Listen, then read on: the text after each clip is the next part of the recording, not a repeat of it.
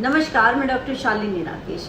आजकल एक विज्ञापन बड़े ही जोरों शोरों से चल रहा है। जब भी आप दिल्ली जाएंगे तो आप भी जरूर देखिएगा कि उत्तर प्रदेश को नंबर 1 दिखाया गया है और उसमें 2 बाबाओं की तस्वीर भी दिखाई गई है, एक मोदी बाबा और एक योगी बाबा, एक दाढ़ी वाले बाबा और एक बिना दाढ़ी वाले बाबा। हमें तो सिर्फ यही उसके अंदर दिखाई दे रहा है और वो बोल रहे हैं कि स्मार्ट सिटी में भी यूपी नंबर 1 हो गया है।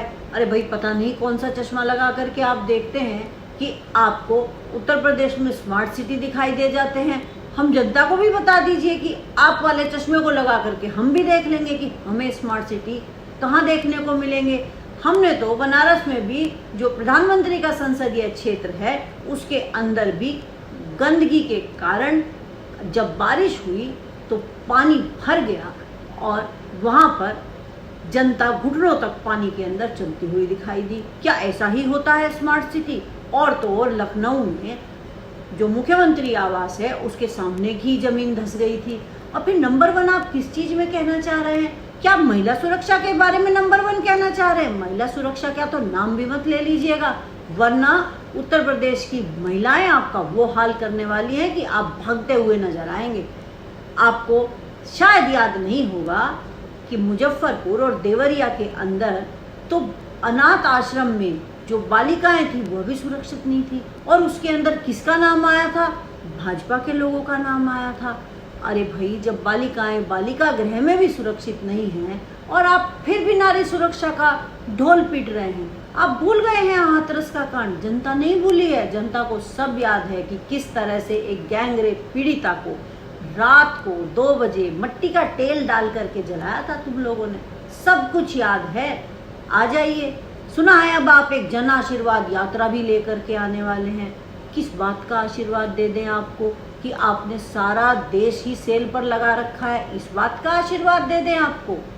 आपने रेल बेच दी, सेल बेच दिया, आपने एयरपोर्ट बेच दिए, आपने बंदरगाह बेच दिए, हमारे यहाँ के बैंक डूब गए, त्राही त्राही मची हुई है। हाँ, नंबर 1 की अगर आप बात करते हैं तो महिला अपराध में तो अभी आपकी एक मीनाक्षी चौहान है, उनके बेटे ने और उसके दोस्त ने मिलकर के गैंगरेप किया और मैडम ने कह दिया पीड़िता को कि हमने तो 100 गायें दान कर दी। ऐसी महिला सुरक्षा? इतना सुरक्षित महिलाएं हैं जब भाजपा की नेता भी ये कह देती है। और फिर किस चीज में नंबर 1 आप कहने जा रहे हैं? गन्ना का पेमेंट करने में? क्या किसानों के गन्ने की पेमेंट हो गई है? आप तो कहते थे 14 दिन के अंदर पेमेंट हो जाएगी। यहाँ तो पिछले साल का बकाया अब तक नहीं मिला है। आप तो कहते थे कि आय दोगुनी हो जाएगी, यहाँ तो कोई आय दोगुनी नहीं हुई है। आप क्या इस चीज का आशीर्वाद लेने आए हैं कि डीजल और पेट्रोल अब इतने महंगे हो गए हैं कि जनता की पहुंच से बाहर है? पेट्रोल ने तो शतक लगा दिया है। हाँ, इस चीज का आशीर्वाद लेने के लिए आप जरूर आ जाइए, क्योंकि हमने देखा है कि मोदी के हंसते हुए पोस्टरों को लोग दूर से प्रणाम कर रहे हैं। इतना आपने देश के अंदर महंगाई मार से लोगों को मार दिया है। आप क्या कहते थे? बहुत हुई महंगाई की मार, अब की बार मोदी सरकार। महंगाई कम हो गई? मोदी जी के पुराने भाषण जो हैं वो आजकल लोग उनको ढूंढ ढूंढ करके डाल रहे हैं, जिसमें वो कहते थे कि डीजल के दाम ज़्यादा हैं, महंगाई ज़्यादा है, हम आएंगे तो महंगाई कर देंगे। और वो बेरोजगार, वो युवा जिनसे आपने 2 करोड़ रोजगार देने का वादा किया था, वो भी बेचारे अब बीवी बच्चों वाले हो चुके हैं, लेकिन रोजगार अभी तक नहीं मिला। हाँ, आपने एक रोजगार जरूर दिया था, पकोड़े तलने वाला, उसमें भी अब तेल इतना महंगा हो गया है कि वो भी अब रोजगार चला गया। किस चीज का आशीर्वाद लेने के लिए आ रहे हैं आप? कि आपने कोरोना के समय में इतना अच्छा मैनेजमेंट किया था कि जनता खुशी से अपने आप ही अपने गले को दबा करके, गला घोट करके मर गई। ऑक्सीजन की कमी से थोड़ी मरे, वो तो जनता की गलती थी, जनता मर गई। आपने तो बड़ा अच्छा कार्य किया था। आप तो कोई गलती करते ही नहीं है, सारी की सारी गलती तो जनता की है। जनता मास्क नहीं लगाती है, जनता सोशल डिस्टेंसिंग का पालन नहीं करती है। और आप किस चीज के लिए यूपी को नंबर 1 कहने आ रहे हैं? अपराध के मामले में? अपराध तो यूपी में इतने हैं कि दिन दहाड़े लोगों को गोली मार दी जाती है, एक ही परिवार के लोगों को गोलियों से भून दिया जाता है, लेकिन आप पर तो कोई भी फर्क नहीं पड़ता है। यूपी नंबर 1 जरूर हो गया है क्योंकि यहाँ पर बिजली के दाम पूरे भारत में सबसे ज़्यादा है। क्योंकि उत्तर प्रदेश के लोग हैं अमीर जो ठहरे, वो तो बिजली का बिल दे ही सकते हैं, उन्हें क्या दिक्कत है। और फिर योगी की सरकार है, कोई विद्रोह भी नहीं कर सकता।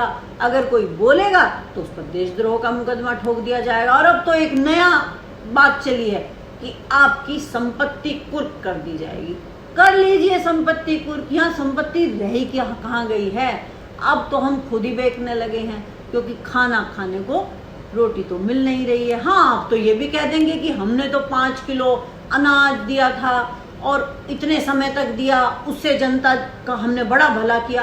अरे आप ये सोचिए ना कि ये अनाज बांटने की नौबत क्यों आई।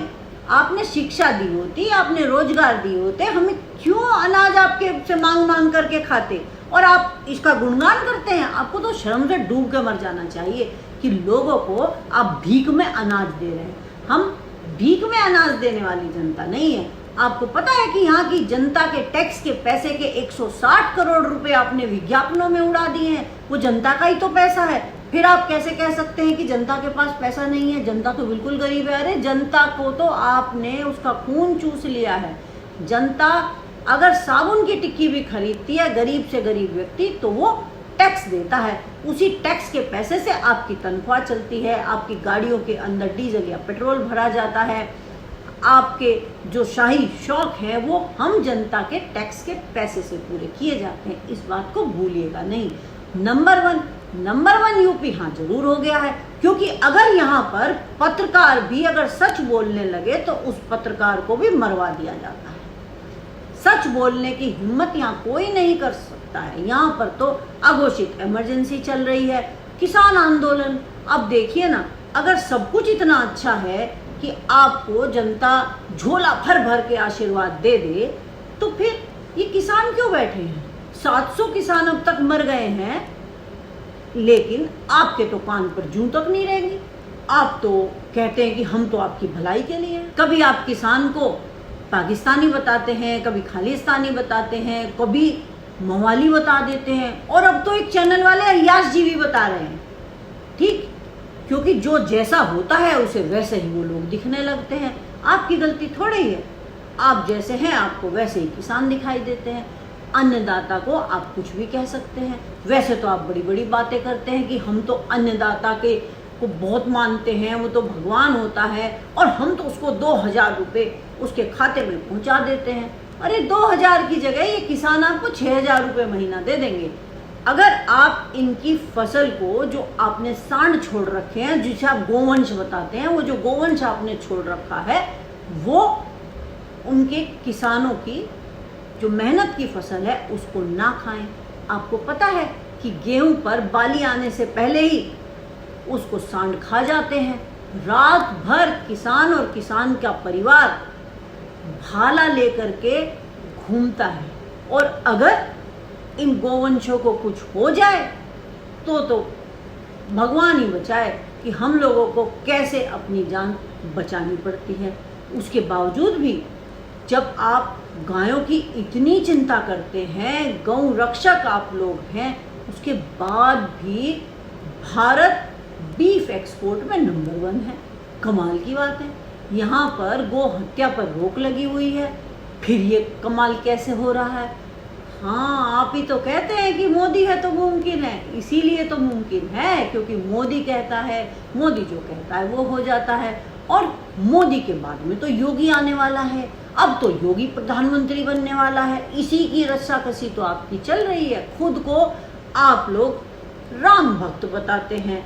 हमें आपका वो नारा याद है जब आप कहते थे राम लला हम आएंगे और मंदिर वही बनाएंगे। लेकिन अब हमें पता चला कि अब आपका मायना ये था कि राम लला हम आएंगे और जमीन बेच के खाएंगे। कैसे भूल जाएंगे कि आपने तो जो जमीन 2 करोड़ में खरीदी वो आपने 18 करोड़ में बेच दी 10 मिनट के अंदर अंदर। इतनी जमीन के रेट तो कहीं अमेरिका में भी या पूरे यूरोप में कहीं पर भी नहीं होंगे जितने हमारे यहाँ पर हो गए हैं। ऐसे आप राम के भक्त हैं, आ जाइए आशीर्वाद लेने के लिए। डीजल तो अब 100 रुपये पर पहुंच जाएगा और पेट्रोल जो है वो 111 रुपये पर पहुंच जाएगा। और जो रसोई गैस है ना, उसको तो आप 1100 रुपये में पहुंचा करके ही दम लेंगे, क्योंकि आप तो हिंदू धर्म को मानने वाले हैं ना, तो सारे शुभ अंकों का इस्तेमाल आप ही तो करेंगे। इसीलिए डीजल 101 पर हो जाएगा, पेट्रोल 111 पर हो जाएगा और जो रसोई गैस है वो 1100 रुपये पर हो जाएगी। इतने महान लोगों के हाथ में हमने देश को सौंप दिया है। शिक्षा की बात देख लीजिए, वो तो हो ही नहीं रही है, क्योंकि कोरोना की वजह से पिछले 2 साल से स्कूल कॉलेज सब बंद हैं। स्मार्टफोन किसी के पास है नहीं, लैपटॉप आपने दिए नहीं, क्योंकि आपको खुद को लैपटॉप चलाना नहीं आता, तो आप जनता को कैसे लैपटॉप दे देते। और आप तो चाहते ही नहीं है कि लोग पढ़ें। लोग पढ़ेंगे फिर नौकरी मांगेंगे, फिर कहेंगे बेरोजगारी देश के अंदर बढ़ती जा रही है, इसलिए कितना अच्छा है कि लोगों को पढ़ने ही मत दो, और जो भी एग्जाम हो उसके रिजल्ट घोषित मत करो, नौकरियां मिलेंगी ही नहीं। क्या करेंगे लोग?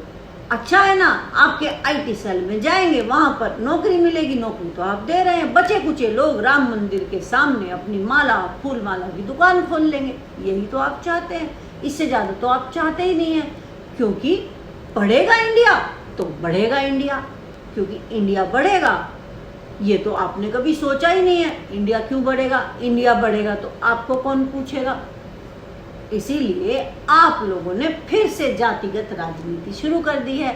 आपका ओवैसी भाई भी आ गया है, जो मुसलमानों को ललकार रहा है, क्योंकि आप तो कभी भी एक गुलदस्ते के अंदर सारे फूल पसंद करते ही नहीं हैं। लेकिन अब आपने, जब चुनाव आने से पहले आपने इसके लिए कुछ मंत्री बना दिए हैं, ताकि आपको ये लगे कि हम ओबीसी का कितना फ़ायदा करते हैं, हम दलित का कितना ध्यान रखते हैं, हम आदिवासियों की कितनी चिंता करते हैं। ऐसा कुछ भी नहीं है।